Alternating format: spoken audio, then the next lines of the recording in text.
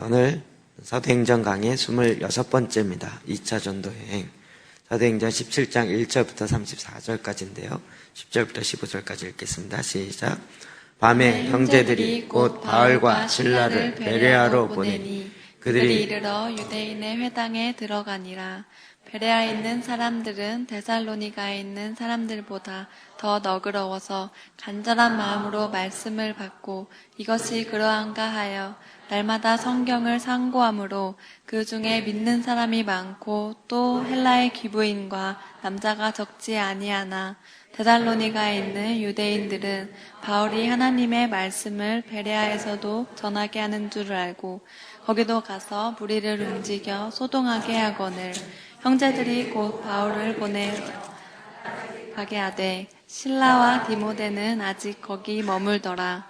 바울을 인도하는 사람들이 그를 데리고 아덴까지 이르러 그에게서 실라와 디모데를 자기에게로 속히 오게 하라는 명령을 받고 떠나니라. 자, 2차 전도여행입니다. 우리가 지난주에 빌립보에서 옥에 갇히는 일까지도 있고 심히 맞고 옥에 갇히고 밤에 또 찬양할 때 옥문이 열리고 그래서 빌립보의 간수가 예수님을 믿게 되어지는, 그러나 그는 심히 맞고 옥에 갇혀지는 그런 일이 있으면서도 불구하고 계속 복음을 전하는 거죠.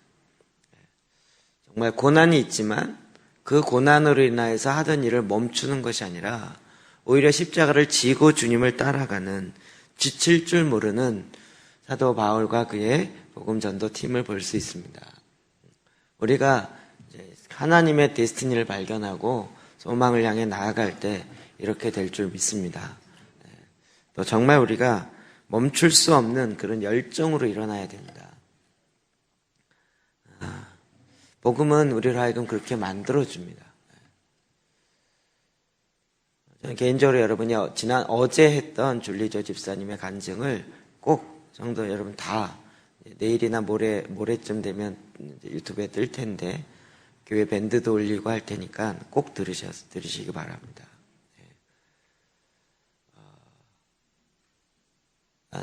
제가 어제 얘기를 들어보니까 올해 3월에 오신다고 그러더라서 어떤 일로 오시냐 그랬더니 이제 어느 교회에서 초청해서 한 교회에서 초청했는데 한 번 말씀 전하려고 달라스에서 오는 거예요. 참 열정이 대단하죠. 근데 가면서 계속 저보고 목사님 신기하죠. 제가 이런 설교를 한다는 게 너무 신기하잖아요. 이분은 너무 신기한 거예요. 자기 인생에 이런 걸 하고 다닌다는 것 자체가 오늘도 말씀을 전하면서 너무 신기했다는 거예요. 자기가 생각도 못했던 두려움과 연약함이라는 단어를 하나님 주셔서 그걸 설교하라고 그랬는데 도대체 이게 내 삶과 무슨 메시지가 되는지 몰랐는데 말씀을 전하다가 이게 깨달아져 갖고요. 너무 신기하다는 거예요. 보니까 본인이 더 은혜 받았어요. 정말 아무것도 준비하지 않고 그냥 말씀에 따라 살았는데 그 하나님을 향한 그 열정이 멈출 수 없는, 그칠 줄 모르는, 그래서 최고 경영자 자리를 내려놓고라도 주의 말씀을 따라가는 거예요. 정말 그 열정이 끊임없더라고요. 좋은 모델이 되는 것 같아요. 자, 사도 바울도 그와 같은 열정의 사람으로 계속 주님의 나라의 복음을 증거하는 자의 삶을 살아가고 있습니다.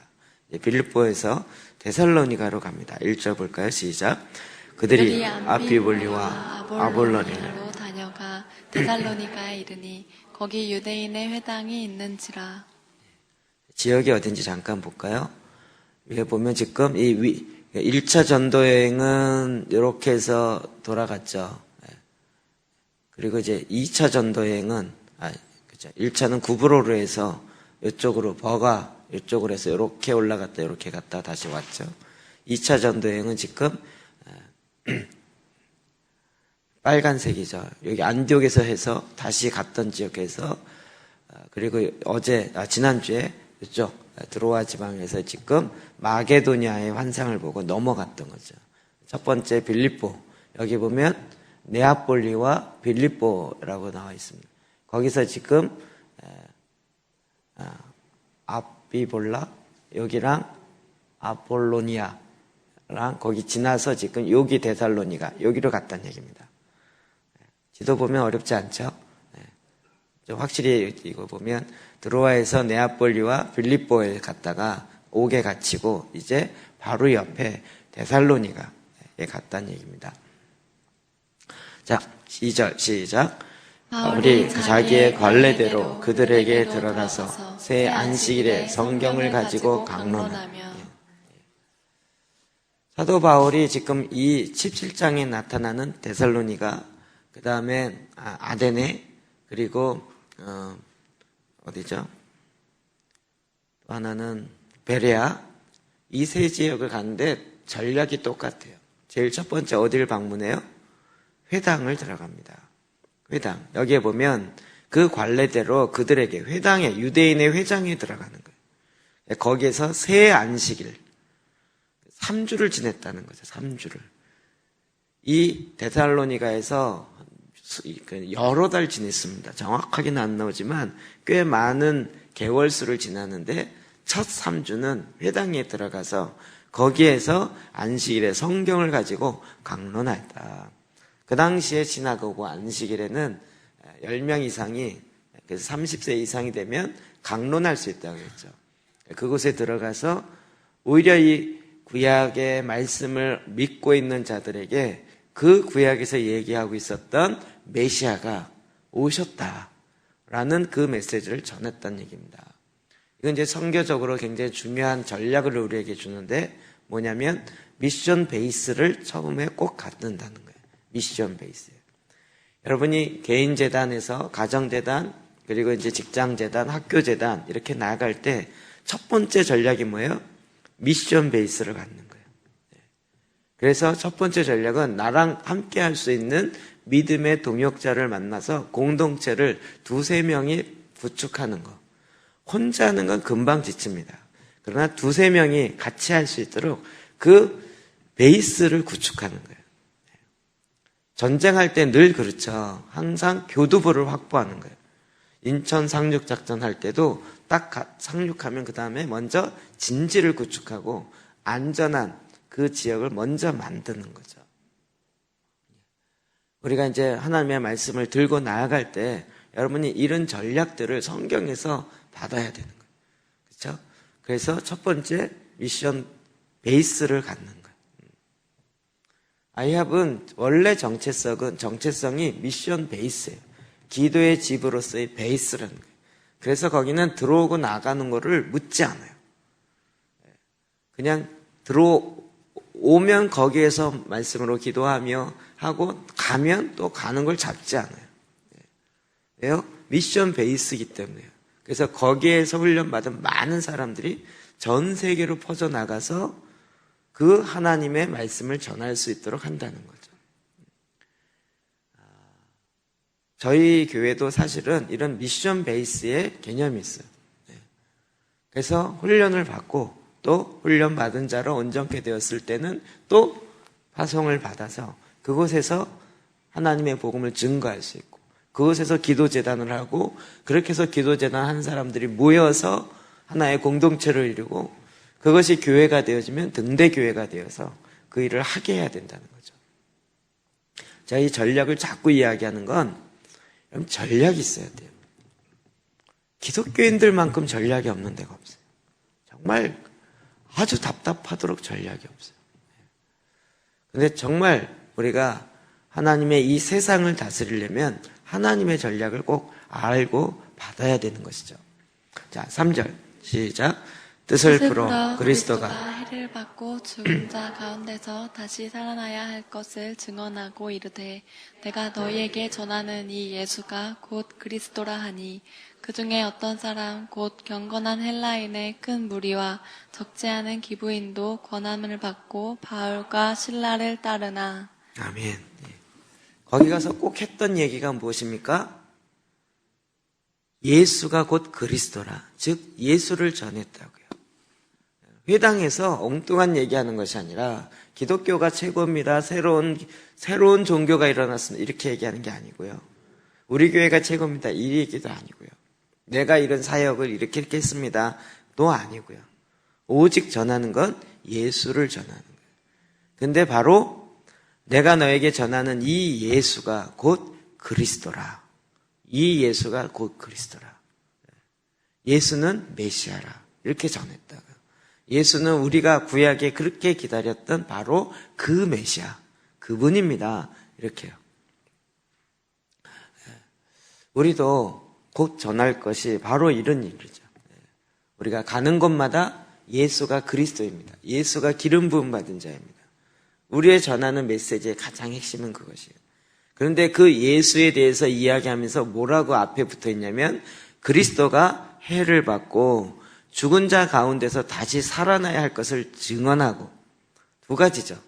죽은 자 가운데서 다시 살아나야 할 것. 여러분 구약에 있는 내용을 가지고 그리스도가 기름 부음을 받은 자가 죽은 자 가운데서 다시 살아나야 할 것을 이야기하고 있어요. 근데 그것만 끝나는 것이 아니라 그 앞에 뭐가 이야기해요? 해를 받는다, 고난을 받는다는 거예요.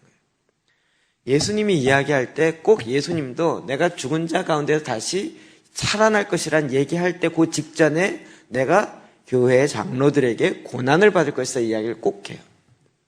제가 요즘 고난에 대한 이야기를 참 많이 하는데 여러분 반드시 지난번에 나눠드린 하나님의 방식이라는 책을 반드시 읽어야 합니다. 앞으로 그것도 이제 다 같이 읽는 날이 있을 것입니다.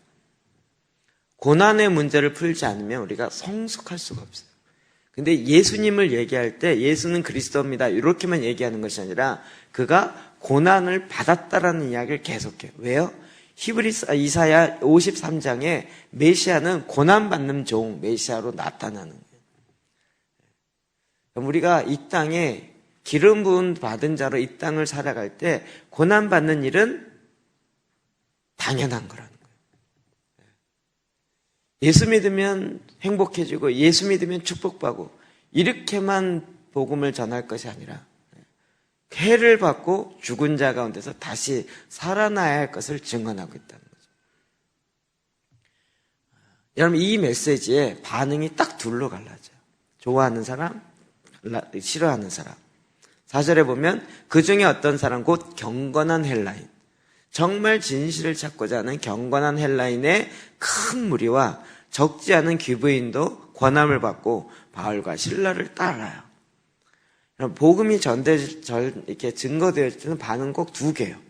제가 이런 걸 잘 몰라갖고 부정적인 반응이 일어나는 것에 대해서 굉장히 기분 나빠하고 난 부정적인 반응이 조금이라도 일어나면 싫다라는 생각을 했었어요. 내가 왜 바른 진리의 말씀을 전하는데 왜 부정적인 반응이 나타나냐. 그러나 성경을 보면요 계속 두 가지 반응이래요. 이렇게 바울과 실라를 따르는 경건한 유대인이 있는가 하면, 그러나 5절 6절 시작. 유대인들은 시기하여 저자의 어떤 불량한 사람들을 데리고 때를 지어 성을 소동하게 하여 야손의 집에 침입하여 그들을 백성에게 끌어내려 찼으나 발견하지 못하매 야손과 몇 형제들을 끌고 읍장들 앞에 가서 소리질러 이르되 천하를 어지럽게 하던 이 사람들이 여기도 이르매. 반대하는 사람은 그냥 반대하는 정도가 아니라 어떻게 해요? 불량한 사람들, 불량배들을 데리고 와서 조폭들이나 이런 사람을 데리고 와서 이 도를 전하는 자의 집에 묵고 있다는 집에 그냥 밤에 쳐들어가요. 그래서 잡아갖고 불량배들을 패버리려고 패거리를 데리고 온다는. 요즘에 일어나는 일들이요 가명할 수 없어요. 요즘은 좀 이렇게 이번 주에 하도 일이 많아서 리서치를 못했는데요. 이번 주에 트럼프가 미국의 대통령 트럼프 맞나? 맞죠? 트럼프 맞죠? 트럼프 하니까 왠지 이렇게 카드가 생각나죠. 제가 사람 이름 외우는 것에 아주 약해가지고요. 그래서 오늘 아침에 잠깐 다음을 이렇게 봤는데요. 취임 선서한 거에 대한 얘기는 별로 없고요. 반대자들이 50만 명이 모여서 반대했던 그 데모 기사만 어마어마하게 많더라고요. 왜 이러지? 이 생각이 들었어요. 줄리저 집사님이 미국에서 왔잖아요. 그래서 이제 그 얘기를 하면서 그냥 성경책 위에 선서를 했을 뿐만 아니라 기도를 했더라고요. 그 선서하는 시기에서. 여러분 이거 하나도 안 나오죠? 언론에도 안 나오고 네이버에도 안 나와요. 거기에 나중에 보면 그 배석에 정말 격려사를 거의 다 목사님들이 와서 하고 완전히 거의 기독교 예배식으로 완전히 해버렸어요. 근데 이게 원래 그 전에 있는 기독교 대통령도 그렇게 못했어요. 이 사람 워낙 무식하니까 무식하다기보다는 그냥 막 가니까 한 거죠. 뭐 벌써부터 이제 막 데모 반대하고 트럼프 우리 대통령이 아니다 그리고 막 나서고 이런 일이 나오는. 그런데 앞으로는 제가 생각하기에 더 심하겠죠. 더 심하겠죠. 이제는 전에는 그래도 눌려 있었던 사람들인데 이제는 와우 하고 그냥 아예 대놓고 나오기 시작하는 거예요. 이제는 정말 지혜롭게 제가 이제 너무 정치적으로 안 가면 안 되는데 행동하는 그리스도인 모임들이 자꾸 나와야 돼요. 제가 지난번에 한효관 대표 이렇게 메시지에 와서 하게 했잖아요. 메시지를 듣고자 하는 것도 있었지만 그렇게 행동하는 기독교 NGO 단체를 같이 하거나 또 다른 만들 계획을 갖고 있기 때문에 한 거예요. 정치 영역에 뛰어들거나 정말 제대로 일을 하려면 그쪽 구조를 가져야 돼. 교회 구조로 가갖고는 씨알도 안 맥혀요. 뿐만 아니라 교회 구조로 그대로 가갖고 우리가 회복의 동산께서 나온 사람이다 이러면 기독교 욕만 먹지 그건 날 욕해 주세요라는 뜻이지 그건 지혜가 없는 거예요. 근데 꼭 그런 사람이 있어요. 그런 데 가갖고 동성애 반대 집회 가갖고 동성애는 지옥 간다 이렇게 피켓 들고 나오는 사람들이 있어요. 희한한 사람들이요. 제가 그때 한여관 그 대표한테도 물어봤더니 자기가 누군지 안돼요. 근데 정말 자기네들도 못 말리는 이상한 극우도 아닌 정말 좀 이상한 사람들이 그렇게 들고 와가지고 그 짓을 한다는 거예요. 정말 지혜가 필요한 거죠. 자, 하나님의 나라가 증거되어질 때는 반드시 반대가 있을 수 있다는 것을 예측하셔야 돼요. 그냥 다 받아들일 것이다라고 낙관적으로 생각하는 건 큰 착각이에요. 이게 근거 없는 낙관이에요. 하나님의 나라가 증거되고 예수 그리스도가 증거되어지는데 다 아멘이라고 받아야지 이렇게 생각하는 건 아주 큰 착각이에요. 안 해본 거예요. 그거는 안 해본 거예요. 정말 현장에는 아주 첨예한 부닥침이 있어요. 직장에서 직장 재단을 하거나 캠퍼스에서 하거나 그러면 정말 이런 어려움들이 난리가 난다고요.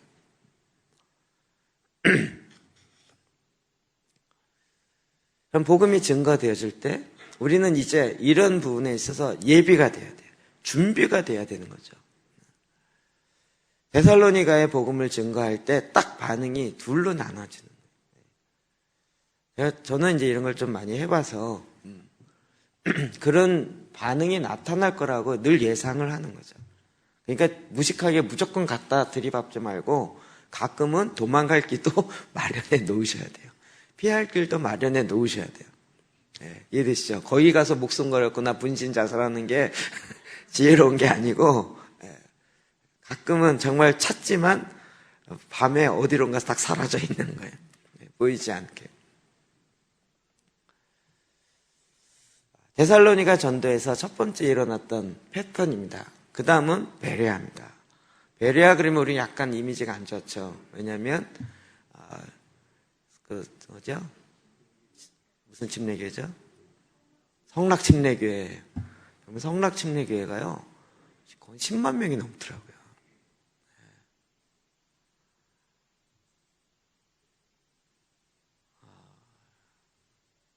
거기서 하는 학교가 베레아 아카데미잖아요. 베레아 아카데미. 우리 베레아라는 단어를 거기서 먼저 들어가지고. 자, 10절 볼까요? 시작. 밤에 형제들이 곧 바울과 신라를 베레아로 보내니 그들이 이르러 유대인의 회당에 들어가니라. 밤에 도망갔어요. 밤에. 그래서 바울과 신라를 베레아로. 베레아는 어딘가 봅시다. 아까 여기 데살로니가에서 그 옆에 베레아로 옮겼다는 거죠. 여기가 이제 마게도니아 전체예요. 베레아. 자, 그 베레아를 갔는데 첫 번째 어디 갔어요? 유대인의 회당에 들어갔다고요. 똑같죠? 왜 들어갔어요? 미션 베이스. 거기 가서 먼저 이 구약을 알고 있는 유대인들에게 메시아가 오셨다라고 이야기를 한다고요. 그리고 이제 11절 봅시다. 시작. 베레아에 있는 사람들은 데살로니가에 있는 사람들보다 더 너그러워서 간절한 마음으로 말씀을 받고 이것이 그러한가 하여 날마다 성경을 상고함으로. 아멘. 근데 베레아에 있는 사람들은 데살로니가에 있는 사람보다는 더 너그러웠어요. 불량배 깡패들 데리고 와서 이렇게 막 죽이려고 하거나 이러진 않았단 얘기예요. 그렇죠? 데살로니가, 그러니까 이 데살로니가는 이 첫 번째 사건 이후로 그래서요. 사도 바울이 데살로니가 가기가 쉽지 않은 게 편지할 수밖에 없는 상황이 되는 거죠. 우리 데살로니가 전서후서가 있잖아요. 근데 베레아 사람들은 그렇진 않았어요. 마음이 너그러웠고 간절한 마음으로 말씀을 받고 이것이 그러한가 하여 날마다 성경을 상고해요. 그 말씀을 들으면 그 말씀을 듣고 그냥 있는 것이 아니라 이게 진짜냐 그리고 자꾸 성경을 찾아서 확인한다고요. 그럼 이 작업을 갖는다고요. 그럼 이걸 하셔요.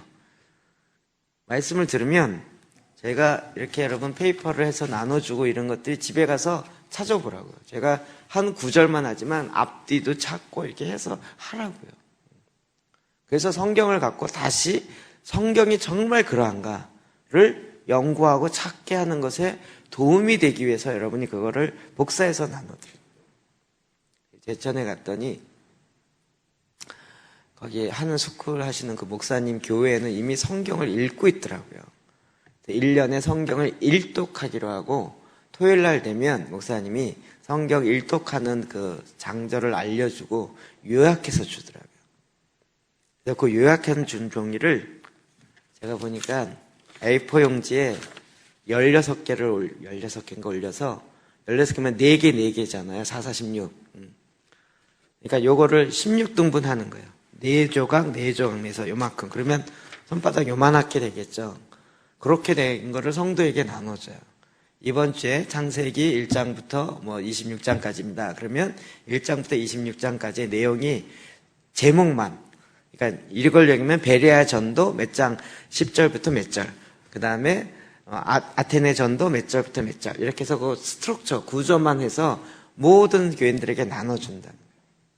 그 이야기를 들은 다른 목사님들이 그거 좋은데? 그거 나도 줘. 그래갖고 다 복사해 갔어요. 저는 아무 얘기 안 했어요. 막 얘기하고 싶은 마음이 굴뚝 같은데 얘기하면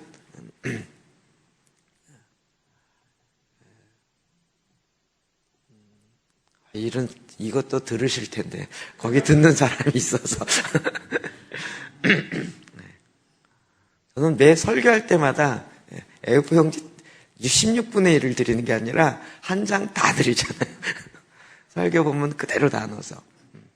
왜 그렇다고요? 날마다 성경을 상고하는 것에 쓰라고요. 다시 들춰보시고. 그래서 이 주제의 이야기가 어떻게 흘러가지? 이런 걸 확인하시라고.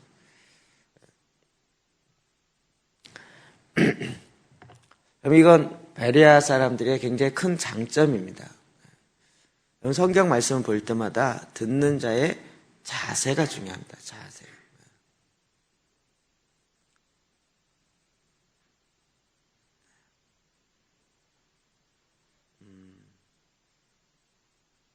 이걸 지난 언제 얘기했는지 지금 머릿속에 수요일날 얘기했네.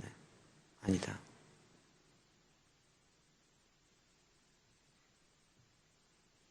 수요일날, 그럼 여기서 얘기 안 해. 다들 여기저기서 얘기했고.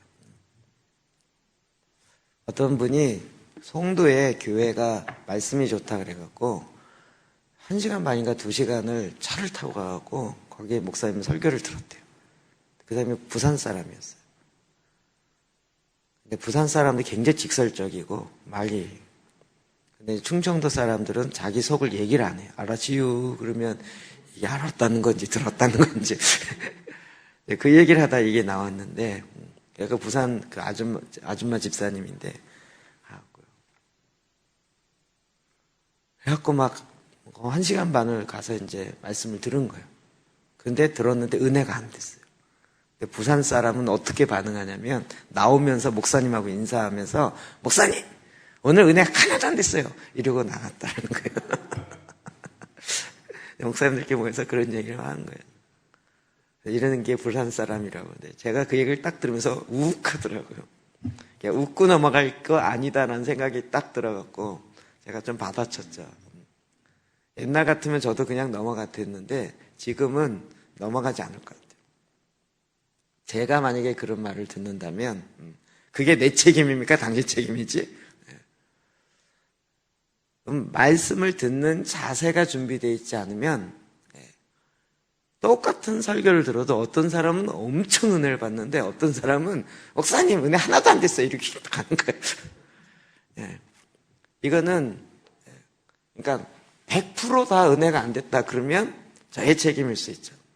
근데 은혜가 안 돼도 성령의 역사하심으로 그거를 만들어 먹을 수 있어야 돼요. 밥이 서러도 그거를 다시 만들어 먹을 수 있는 그 말씀을 듣는 자세 훈련을 우리가 배워야 된다. 네. 계속 목회자 책임만 설교자 탓만 하는데 설교자의 책임도 있어요. 그러나 듣는 분의 책임도 있어요. 네. 이해되시죠? 그것이 정말 그러한가 하고 깊이 상고해야 된다.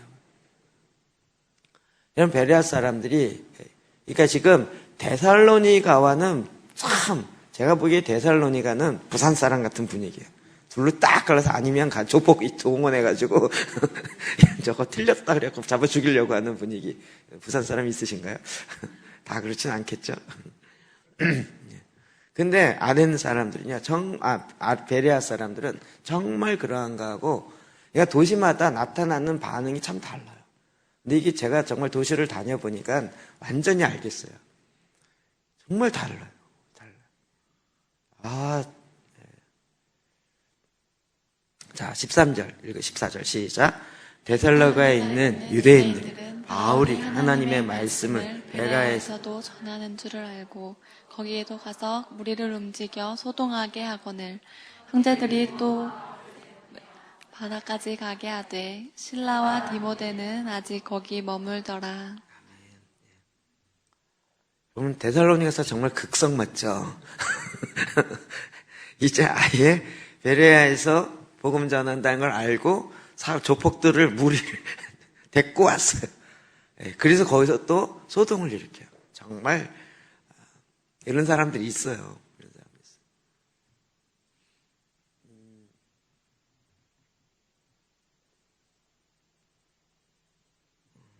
아유, 누구더라? 아직 누군지 생각 안 나는데. 생각 안 나면 넘어가야지. 지난번에 얘기했던 춘천 한소망교회 이단 시비 걸고. 제가 어제 줄리 집사님 얘기하니까요. 자기 누군지 안 돼요. 미국에 있는 어느 한국인 목사님인데요. 그분의 취미는 웬만한 사람 이단 시비 거는 게 취미예요. 그래서 이렇게 한국에 뭐가 좀 유명해지고 잘 되는 꼴을 못 봐. 그러면 잘 된다 싶으면 불러다 놓고, 불러온 게 아니라 글을 써요. 그래갖고 이 사람이 이단성 있다, 이단 시비다, 이래갖고. 이런 사람 진짜 있어요. 여러분, 우리 소문 나는 거요? 좋지 않아요. 소문 나면 또 분명히 그쪽 귀에 들어가면 또 제사장 기도 이단 시비 문제 있다, 이래갖고. 할 사람이 있어요. 제가 그거 항상 염두에 둬요.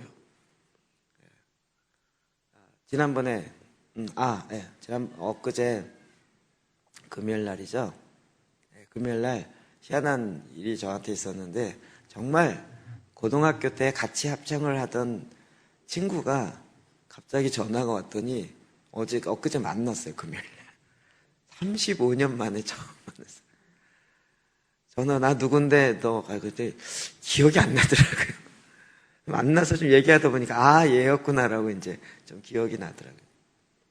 지금 그 연변과기대에서 교수로 있던데, 그래서 만나서 이야기를 하다 보니까 굉장히 여러 가지 이야기를 했어요.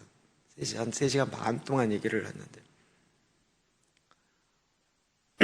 그러면서 이제 저에 대해서 전혀 모르고, 작년에 무슨 청신 오비 합창단, 올드보이 합창단이라고 출신들이 이렇게 모이는 공연하는 것에 자기도 섰대요. 저도 오라고 문자 계속 왔는데, 그런 데 갈 일이 어딨어요. 거기서 이제 제 얘기를 듣고 전화번호를 받아서 연락이 왔더라고요. 그런데, 저희 교회를 이렇게 처음 온 거죠. 저 보려고 왔는데, 그냥 이제 얼굴 만나고 그냥 옛날 얘기나 하려고 이렇게 왔다가 저희 교회 와서 이제 제가 하는 걸 쭉 얘기하고 설명하니까 이 친구가 너무 관심이 있어 하는 거예요. 그래갖고 막 이건 뭐냐, 저건 뭐냐, 막 계속 묻는 거예요. 또 관심 있으니까 제가 그래서 막 설명해 줬어요. 마지막에 딱 물으네. 너 책 내라는, 책을 내라. 그리고 연변과기대 와서 강의하라는 거예요. 안 간다고. 책 안 낸다고. 저희 교회에서 하는 일은 책 안 낼 거예요. 그리고 그렇게 소문 내는 일을 안 할 거예요. 소문 내면 안 좋아요. 그리고 그런 방법으로는 소문만 나지 실제로 제사기도를 하는 사람이 많아지지 않아요. 많아지게 하려면 어떻게 해야 되냐면 이렇게 실제로 하는 사람이 와서 실제로 개인적인 관계 속에서 지속적으로 배워야 하지. 책 한 번 읽고 나 다 알아. 그리고 하지도 않고. 대부분 이렇게 되거든요. 그렇게 가는 건 정말 퍼져가는 좋은 방법이 아니에요. 세상은 다 그런 방법으로 가요. 그런데 정말 한국교회가 말씀으로 기도하고 세상으로 기도하고 이런 것들이 퍼져나가게 하려면 우리가 준비되고 훈련돼서 사람과 사람이 만나서 인격적인 관계 속에서 퍼져가는 것이 천천히 가는 것 같지만 나중에 폭발적으로 확 드러나게 되지. 이거 소문내고 광고하고 막 홍보 영상을 만들래요.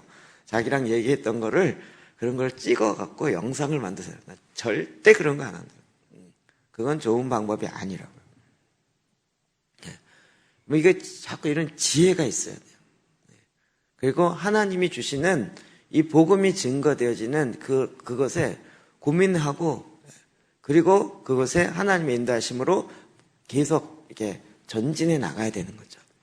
15절 봅시다. 시작.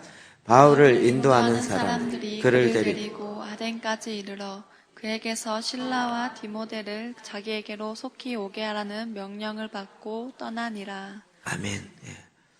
그럼 이 데살로니가에 있는 극성 맞은 사람이 와서 이제는 드디어 지금 아테네에 들어가게 되죠.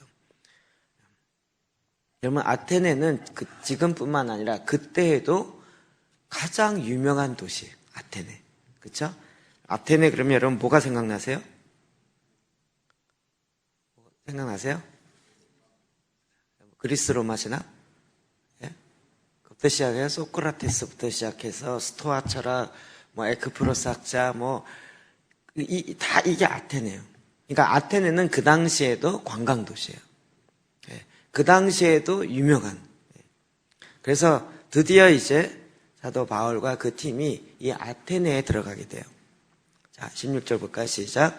바울이 아덴에서 그들을 기다리다가 그 성에 우상이 가득한 것을 보고 마음에 격분하여. 자, 바울과 실라와 디모데를 기다리다가 그 성을 리서치하는 거죠. 아덴은 어디입니까? 지금 이 베레아에서 어디로 내려와요? 아덴 이쪽으로 내려왔다는 거예요. 자, 여기에서 그 성을 봤더니 그 아덴이요,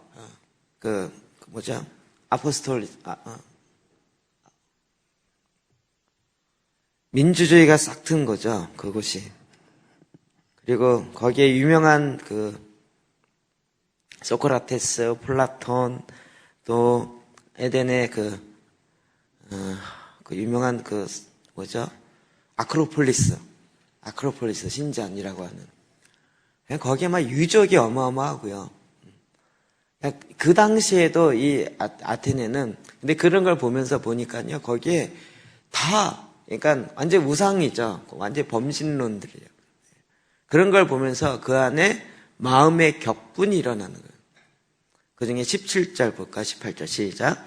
회당에서는 유대인과 경건한 사람들과 또 장터에서는 날마다 만나는 사람들과 변론하니 어떤 에피쿠로스와 스토아 철학자들도 바울과 쟁론할세 어떤 사람은 이르되 이 말쟁이가 무슨 말을 하고자 하느냐 하고 어떤 사람은 이르되 이방신들을 전하는 사람인가 보다 하니 이는 바울이 예수와 부활을 전하기 때문이러라. 예.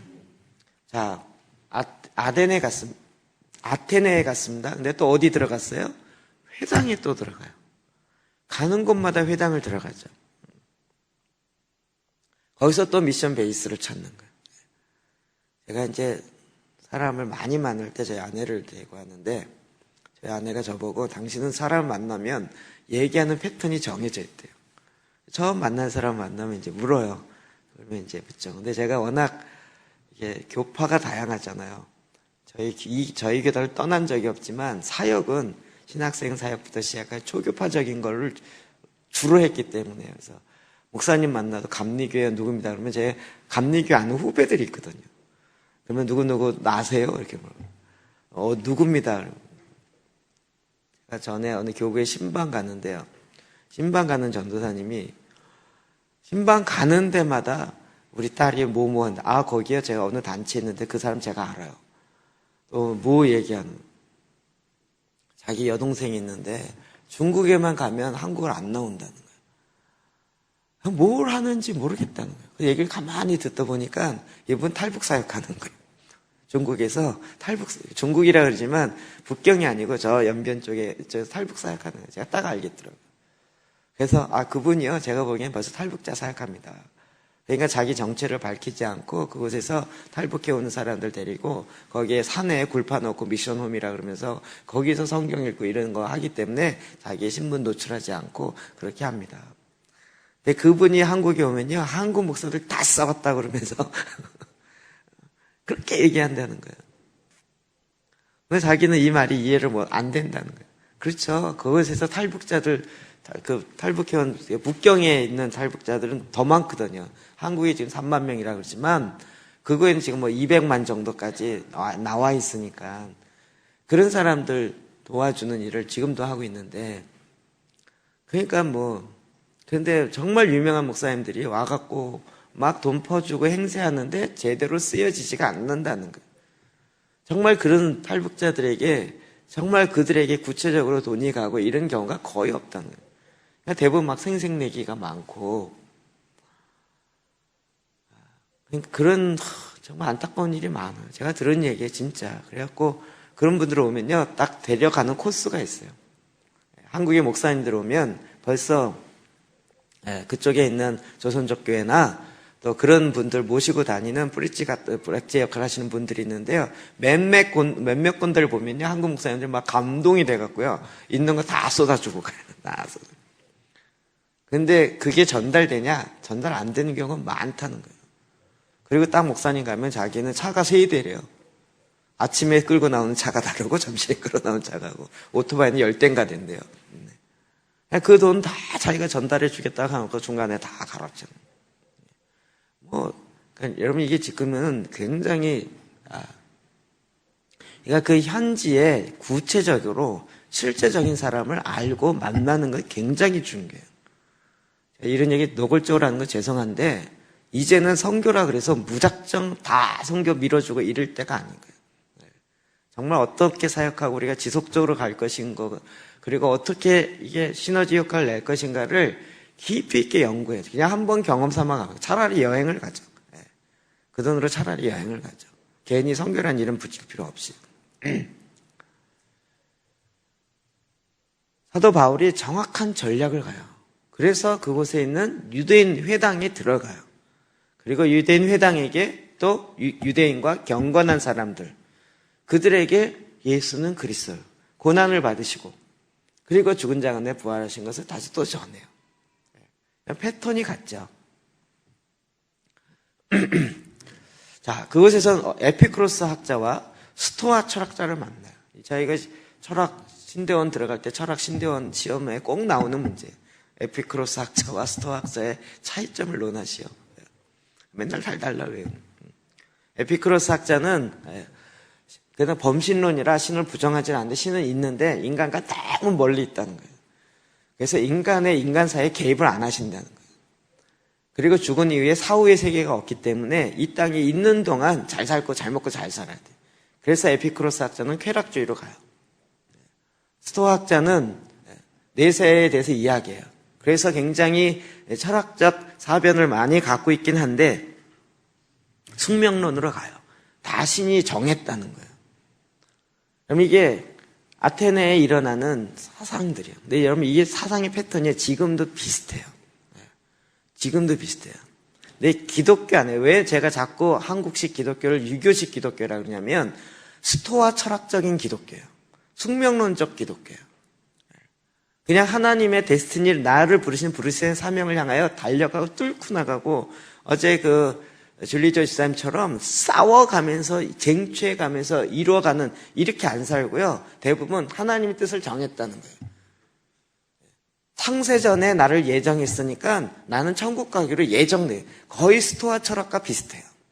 그러니까 이 땅에 그냥 살다가 가면 되는 거라는 거예요. 그렇지 않으면 그냥 또 이상한 구원파와 비슷해갖고 그냥 난 구원 받았으니 이 땅에서 그냥 쾌락 잘 누리다가 가겠다는 이런 식으로 가는 거예요. 그러니까 이게 막 불교식 기독교, 유교식 기독교가 한국 안에 너무 많아요. 제가 이걸 이렇게 이야기하는 건 그냥 대충 믿으면 된다 생각해요. 아니라니까요. 냉철해야 된다고요.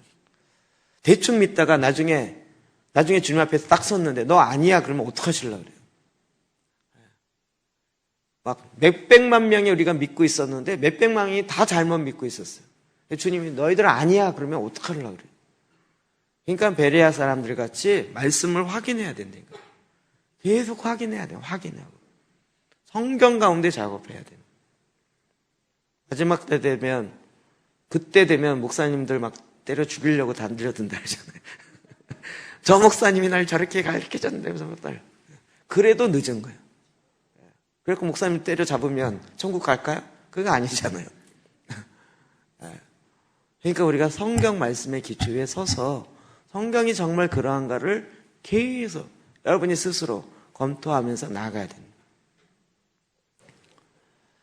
그러면 아테네에는 신들이 너무 많은 거예요. 그래서 사도 바울이 거기에서 마음의 분노가 일어나기 시작하는 거예요.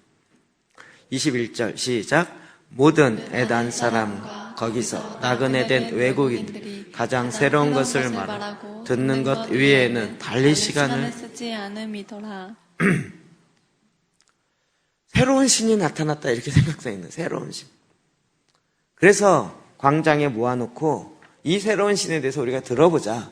그때 바울이 도망가지 않고 너희들이 내가 돌아보니까 알지 못하는 신에게도 제단을 쌓고 경배하고 수많은 제단에 이런 걸 하던데 이러면서 진짜 신이 무엇인지를 얘기하기 시작하죠. 여기 내용이 많아서 제가 기록하지 않았는데 하나님이 어떠한 분인지를 정확하게 얘기해요. 21절부터 볼까요? 22절 바울이 아레오바고 가운데 이게 아레오바고가 어디냐면 회당 이렇게 집회실 같은 거예요. 사람들이 많이 모여서 집회하는 그런 장소에 모여서 에덴 사람들아 너희를 보니 범사에 종교심이 없다. 너무 신이 많다는 얘기예요. 너희가 두루다니면 너희가 위하는 것들을 보다가 알지 못하는 신에게라고 새긴 단도 보았으니 그런 제단도 있다는 거예요. 그런즉 너희가 알지 못하고 위하는 그것을 내가 너에게 알게 하리라. 너희들이 알지 못하는 신에게라고 했지 내가 그 알지 못하는 신 내가 너에게 알려줄게 이러면서 얘기하기 시작한 거예요. 자 25절 우주와 그 가운데 있는 만물을 지으신 하나님. 하나님이 어떠면 그 신이 어떤 신이에요? 만물을, 우주를 지으신 하나님, 땅에 천지의 주제이신, 손으로 지은 전에 계시지 아니하시고, 지은 전에 계시지 않, 손으로 지은 이 전에 있지 아니하고 우주를 지으신 창조주 하나님이다, 이 얘기하는. 여러분, 제우스 신부터 시작해서 보면 신들이 결혼해갖고 또 아들을 낳고, 신들이 또 이쪽하고 결혼하고 막 싸우고, 신들이 다 이렇게 탄생해요. 근데 그런 신이 아니라는 거예요. 손으로 만든 그 집에 거하는 그런 신이 아닌 우주를 창조하신 하나님이에요. 25절, 또 무엇이 부족한 것처럼 사람의 손으로 섬김을 받으시는 것이 아니니, 사람의 손에 섬김을 받는 그런 하나님이 아니라는, 이는 만민에게 생명과 호흡과 만물을 친히 주시는 이심이라. 바울의 속에서 왜 분노가 났겠어요? 하나님을 제대로 모르고 있다는 것에 분노가 나는. 그리고 엉뚱한 거에 막 만들어 놓고 이게 뭐 제우스니 비너스니 뭐 얘기하는 이런 거, 이 허접한 것을 보면서 너무 안타까워요. 우리에게 이런 분노가 있어야 돼요. 분노가. 만민에게 생명과 호흡과 만물을 친히 그 코에 생기를 불어넣으시고 그 생명이신 예수 그리스도가 우리에게 나타나셔서 우리에게 임하시는 그 하나님을 얘기하는 거죠. 26절, 인류의 모든 혈통을 모든 족속을 한 혈통으로 만드사 온 땅에 살게 하시고 그들로 연대를 정하시며 거주의 경계를 한정하셨습니다. 제가 이거 나라, 네이션 얘기할 때 인용하는 말씀이죠. 모든 인류를 한 혈통으로 만드셨어요. 그리고 그들의 경계를, 나라를 경계를 정하신 분이 하나님이세요. 그 나라를 창조하신 하나님. 27절, 이는 사람으로 혹 하나님을 더듬어 찾아 발견하게 하려 하심이로되 그는 우리 각 사람에게 멀리 계시지 아니하도다. 에피쿠로스 학자들은 신이 빨리 있어서 인간 세계에 간섭하지 않는다 하는데 하나님 그런 하나님이 아니라고. 여러분, 젊은이들이요, 왜 지금 떠나요? 하나님이 너무 멀리 있는 것 같아요. 젊은이들 보기에 교회 안에 부정이 있는데 그러면 하나님 즉각 심판해야 되는데 하나님 심판을 안 해. 자기가 보기에도 말도 안 되는 것이 교회에 일어나고 있는데 그냥 가만히 있어. 하나님은 없는 것 같다라는 거예요. 있어도 저 하늘에 엠하고 그냥 눈먼 장님처럼 있는 것 같다는 거예요. 그거보다 차라리 이 세상에 뉴에지가 더 낫다라고 생각이 드는 거죠. 하나님이 멀리 계신 하나님이 아니라 우리 역사 속에 실제로 내 삶에 경험하고 내 삶에 살아계신 하나님이에요. 그래서 말씀과 기도로 나가야 되지만 뭐가 있어야 돼요? 성령께서 매 시간, 매 그때그때 주시는 그 말씀을 듣고 행할 때, 와, 하나님이 살아계신 걸 드러내는 거예요.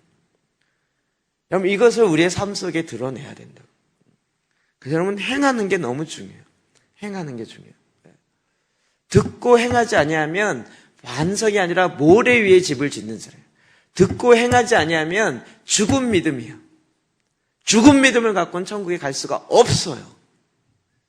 그냥 교리적인 믿음, 머리로만 믿는 믿음 갖고는 안 된다고. 그게 야고보서 이야기하잖아요. 죽은 믿음이래요. 믿음을 보여라 봐라. 믿음을 보이려면 행함으로 보여야지 맨 내 믿음 가슴을 막 확 해서 보여줄 수 있는 게 아니잖아요. 제가 전에도 설명했지만 히브리적 사고에는 믿음과 행함이 구분되지 않는다고요. 믿으면 살고 믿으면 행동하고 이게 이꼬로 돼 있지 믿는 것 따로 행동 따로 돼 있지 않다. 그런데 플라톤의 이원론이 들어오면서 믿는 것 따로 행동 따로, 믿는데 살진 않아요. 믿는데 행동하지 않는데 그래도 믿는다는 거예요. 지금도 그러니까 구원파 교리를 비슷하게 되는 거예요. 예수를 영접했어요. 그리스도는 살지 않는데 나는 구원받았다는 거예요. 삶의 흔적은 하나도 없어요. 그러면 그건 가짜 구원이거나 죽은 구원이죠. 너무 센 얘기 아니죠? 이해되시죠? 그러니까 난 구원의 확신이 있다라고 그냥 퍼질러 앉아있는 것을 깨워야 된다. 흔들어야 된다. 그건 죽은 믿음이라고. 성경을 들이대면서. 그럼 그 하나님은 멀리 계시지 아니하시고 내 삶 가운데 역사하시고 움직이신 하나님이라는 거예요. 28절, 우리가 그를 힘입어 살며 기동하며 존재하느니라. 너희 신 중에 어떤 사람은 말과 같이 우리가 그의 소생이라. 우리가 그의 소생이에요. 우리가 바로 하나님의 아들이고 예수 그리스도와 함께 하나님의 자녀 되어지네. 29절. 이와 같이 하나님의 소생이 되었은즉 하나님은 금이나 은이나 돌이나 사람의 기술과 고안으로 새긴 것들과 같이 여길 것이 아니니라. 이런 우상으로 만들어진 그런 하나님이 아니라는 거예요. 알지 못하던 시대에는 하나님이 강가하셨거니와 이제는 어디든지 사람에게 다 명령하사 회개하라 하셨으니 그 하나님이 뭐라고 얘기하셨어요? 회개하라고 말씀하셨다. 그러니 이는 정하신 사람으로 하여금 천하를 공의로 심판하실 날을 작정하시고 이에 그를 죽은 자 가운데서 다시 살리신 것으로 모든 사람을 믿을 만한 증거를 주셨음이니라 하니라. 정확하게 담대하게 하나님이 어떤 분인지 증거하는 거죠. 여러분 이게 그리스도인의 삶이에요. 바울이니까 이렇게 얘기하지 마시고 여러분 그리스도인의 삶이 이걸 전해야 됩니다. 이 하나님을 증거하라고요. 이번에 또 구정이 되면 또 우리 친척들 모이잖아요. 그러면 또 이제 재산 문제 어렵고 또 친척들 모이면 늘 어려움이죠. 그럼 이제 담대하게 이야기하셔요. 언젠가 피해만 가서 문제 해결될 일은 아니에요. 그 안에 있는 사단의 영을 한 번은 꺾어야 돼요. 꺾지 않고는 계속 타협할 수밖에 없어요. 피하거나. 언젠가는 한번 딱 맞짱을 떠서 여러분 그걸 뚫고 나가야 돼요. 영적 전쟁 가운데. 제가 어제 졸리 집사님 이야기를 들으면서요. 그렇죠? 계속 공격을 딱 뚫어야 돼요. 뚫어야 돼요. 한 번 뚫고 나면, 한 번 이기고 나면 그다음부터는 달려들지 못해요. 그리고 내가 한 번 이겨보면 그다음부터는 두렵지가 않아요. 그게 가능해요. 내가 안 해봤기 때문에 그런 거예요. 어제도 아침에 제사장 기도하고 어느 한 집사님이 왔더라고요. 기도를 해야 되는데, 그래서 하세요, 그러지 말고. 하면 되지, 뭘 핑계가 이렇게 많냐고. 그래서 아니, 그게 아니라, 관두세요. 그러면 믿지 마세요. 정신 확 깨도록 되게 오래간만에 만났는데, 그분이 옛날부터 변명과 핑계가 되게 많았어요. 옛날 같은 교구였는데요. 목사님 말씀이 너무 좋은데, 이러면서, 그런데, 어쩌고저쩌고. 변명 그만하고, 말씀 들으면 살라고요. 이제는 막 변명 듣기도 싫은 거예요, 이제. 이제는 정말 말씀을 딱 굳게 서서 그대로 쓸고 나가는 거죠. 여러분 이렇게 말씀을 전하는데도 딱 반응은 딱 둘이에요. 긍정적 반응, 부정적 반응. 그들이 죽은 자의 부활을 듣고 어떤 사람은 조롱도 하고 어떤 사람은 이 일에 대하여 내 말을 다시 듣겠다. 두 표로 딱 갈라져. 조롱해요. 말도 안 되는 얘기다. 어떻게 신이 죽었다 다시 살아나고 말이 되냐. 신이 왜 죽냐 이러면서 막 조롱하는 사람도 나타나고 어떤 사람은 처음 듣는 얘기다. 한번 더 들어보고 싶다. 이러면서 반응한 사람이고 꼭 이렇게 반응해요. 그러니까 두 반응이 반드시 일어나요. 그렇죠? 항상 그랬죠. 데살로니가 그랬고요. 베레아에서 그랬고요. 아덴에서도 그렇고요. 항상 좋은 반응이 그러니까 막 좋은 반응이 일어나지 않으면 상처받는 그럴 필요가 없어요. 그거는 내가 하는 게 아니니까요. 오히려 두 반응이 일어나는 게 정상이다. 이렇게 딱 생각하고 좋은 반응만 일어나면 약간 이상해야 돼. 이거 이상한데. 좋은 반응만 일어난다는 건 조금 뭔가 계획에 빠져 있는 거 아닌가? 이렇게 봐야 되는 거예요. 우리가 이 땅에서 하나님의 말씀을 진리를 바로 전할 때는 두 패의 반응이 나타나는 건 당연한 거라는 거죠.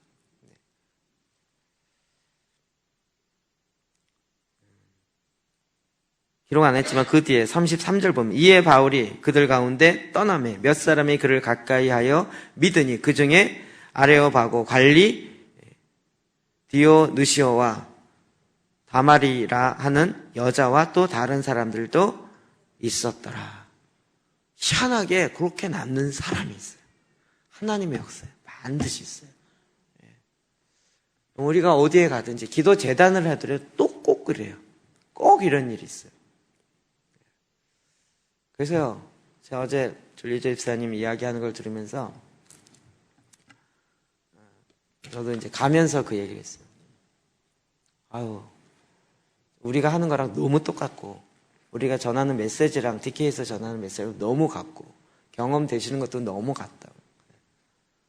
저도 정말 전에는 내 열심을 열심히 하다가, 그래도 되는 것 같다 안 되고, 뭐 이런 일을 매번 10년 넘게 반복하다, 이제는 내 열심으로 안 하고, 하나님이 하라고 하는 것만 한다고.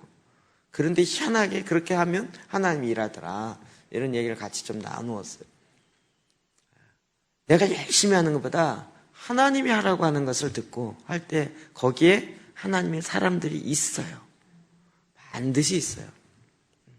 우리가 보기에는 아무도 없는 것 같지만 그 현장에 딱 가서 발을 내디디면 전혀 보이지 않았던 사람들이 수면 아래에 있어요.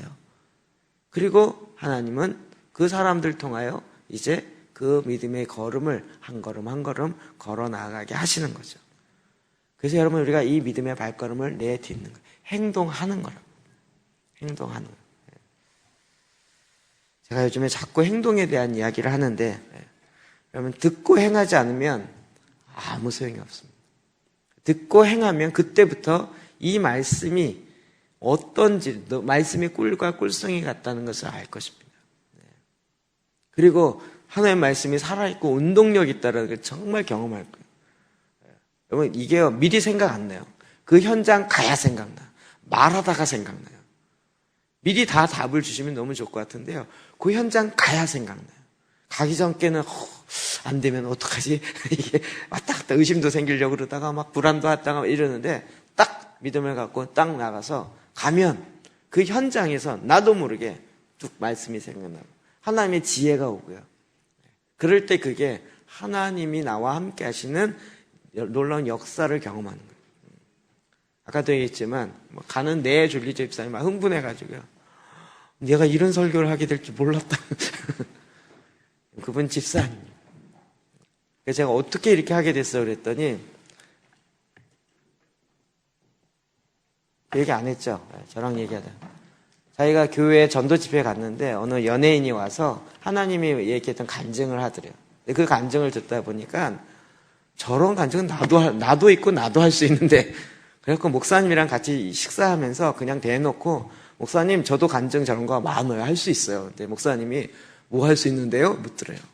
그래서 우리 애 자녀 교육한 거 간증할 수 있고요. 또요. 그래. 내가 회사에서 이렇게 한 거 간증할 수 있고요. 또요. 그래. 그래서 그랬더니 목사님이 그러면 자녀 교육 그거 간증하세요. 그래갖고 자녀 교육부터 하게 된 거래요. 이분이 아직 이쪽 세계를 모르시더라고요. 전혀 모르시더라고요. 지금 이렇게 완전히 새로운 세계에 들어와서 새로운 일을 하고 계시더라고요. 갔다가 데려다 주고 오면서 저는 또 오늘 교회 못 올 뻔했어요. 딱 내려주고 숙대 앞에서 딱 비행기래. 차를 딱 돌려갖고 오는데 눈이 오기 시작하는 거예요. 눈이 오는데 내비게이션이 자꾸 여기 영등포 쪽으로 해서 서부간선도로 가라고 안내를 하는데 눈이 오니까 저는 이거 큰일 났다. 근데 눈이 완전히 한방눈으로 쏟아지는데요. 한 5분 가니까 이제 완전히 차가 지나가면 1분이면 다 덮이니 찻길이 이게 바퀴 자국이. 하고 막 그때부터 제가 머리를 기도를 했어야 했는데 머리를 굴려서 안 되겠다. 이게 어떻게 하냐. 터널로 들어가면 괜찮겠다. 그래갖고 이 광명에서 사동도까지 터널이 뚫려 있거든요. 제가 요즘 글로 많이 다니는데 터널로 들어가자. 이 생각을 해갖고 차를 그쪽으로 몰기 시작했어요. 터널만 생각했지 가는 길에 언덕이 있다는 생각을 못했어요. 그래갖고 상도동으로 해서 상도동 그 송실대 앞에 언덕을 올라가는데 저쪽에서 오는 차들이 이쪽은 벌써 오면서 받고 그리고 올라가는 차는 질질질 하는데 몇 개 차는 벌써 옆에 차 대고 못 올라가고 미끄러져 있고 이러고. 그래서 어떤 차는 중앙선을 넘어왔어요. BMW던데 중앙선을 받고 넘어와갖고 이쪽 1차선 중앙차선 내 이쪽으로 여기 한 차선 길이 났더라고요. 그 사이를 삐집고 들어가서 간신히 간신해서 마지막 올라갔는데 저도 막 뒷바퀴 돌기 시작하는 거예요. 그 다음부터는 차가 이제 안 되는 거예요. 이거 어떡하냐 해서. 여기서 차가 쓰면 이제 그때가 벌써 12시가 넘어갔는데, 이거는 오늘 여기 차 안에서 밤새게 생겼다. 이 생각이 드는 거예요. 주님 어떡하요? 그때서야 드디어 이제 주님 어떻게 할까요? 그래서 차가 밟으면 발수록 일부러 이렇게 하면서 막 이렇게 옆으로 쏠리기 시작하는 거예요. 핸들 이렇게 꺾어도 안 되고 저렇게. 제가 눈에서 돌아본 지 경험이 워낙 많아서요. 긴장은 안 되고, 안 되겠다. 하나님 어떡할까요? 그랬더니, 내비게이션이 딱 보이는 거예요. 내비게이션 보니까, 결국 이제 막 이쪽, 인도랑 차들 그 사이에 거의 부닥치게 생겼어요. 내비게이션이 딱 보니까 골목이 있는데 그 골목이 뒤에서 뒤로 이렇게 내려갈 수 있더라고요. 그래서 미끄러져갖고 골목으로 들어갔어요. 아예 들어갔어요. 차가 없으니까 그냥 완전히 눈길이 들어가요. 그래서 거기서 다시 거꾸로 내려와서 그때부터 타갖고 다시 언덕 못 올라가겠더라고요. 다시 거꾸로 해서 장승배기로 해서 이쪽 돌아왔는데 새벽 1시 넘게 왔어요. 아이고, 주님께 구했어야 되는 건데. 주님께 구했어요. 제가 제 머리를만 믿다가 제 경험으로 제 머리 믿다가 하나만 생각하고 둘을 생각 못 해가지고 문제가 될로 갔죠? 네. 하나님 주신 지혜를 의지해야 돼요. 하나님께 매 순간 물어야 되는데 그 한순간에 괜히 인간의 꾀로 터널로 들어가자 이 생각만 해가지고요. 하나님은 지금도요, 매 순간 우리의 삶 속에 역사하세요.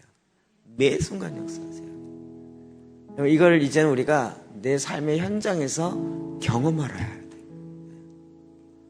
어제 숙대 교수님이 같이 왔는데요. 숙대 교수님 그 그룹을 제가 알거든요. 왜냐면 우리 한상진 집사님이 월요일마다 나오잖아요. 그분이 토요일에 하는 기도 모임에 그 그룹이거든요. 그분이 묻더라고요. 기숙사 사감인데 기숙사에 자기 딸이 500명 있대요. 성명 여대니까 500명의 딸이 있대요. 이 사람들에게 복음을 전하려면 어떻게 해야 되는지 막 저한테 묻더라고요. 성경을 뭐 읽었으면 좋겠어요. 가는데 그거 대답해 주면서 전략을 주고 막 이렇게 가는데 그 얘기를 하는. 저도 그 마음이 있는 거예요. 다음 세대가 일어나야 되는데 다음 세대를 일으킬 하나님의 지혜와 계시를 받을 수 있는 한 사람이 있어야 돼요. 그 사람이 하나님 앞에 성수 안에 들어가 그걸 받고 그 학교에 전략이 딱 주어질 때, 지시사항이 주어질 때 그 도시가 바뀌고 학교가 바뀌는 거죠. 그래서 거룩한 제사장이 일어나요. 하나님 앞에 나아가 성수 안에 들어가 주님의 말씀을 듣고 나올 수 있는 거룩한 제사장이 있어야 돼요. 그 학교 안에, 그 직장 안에. 이제 그동안 우리가 해왔던, 제가 선교단체들 지난번에 얘기도 깜짝 놀랐어요. 다 지금 망하고 있어요. 인원이 완전 반의 반으로 줄었어요. 그런데도 우리 선교단체도 이제 교회처럼 완전히 굳어지고 있어요. 우리 선교단체 전통이 50년 됐고 40년 됐으니 이거 선배들이 했던 거를 포기할 수 없다는 거예요. 포기 못하면 뭐해요? 애들은 다 죽어지고 있는데. 지금 세대에 맞춰서 주님의 말씀에 증거를 못하고 있는데, 아니 그 전통 잡으면 뭐 하겠냐.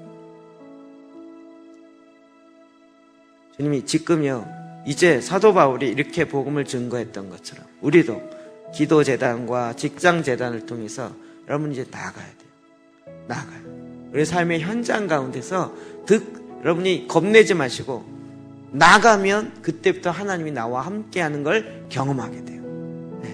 네. 이 맛을 보시라고요. 그냥 듣고만 있으면 아유 뭐 난 못해 이러지 마시고요.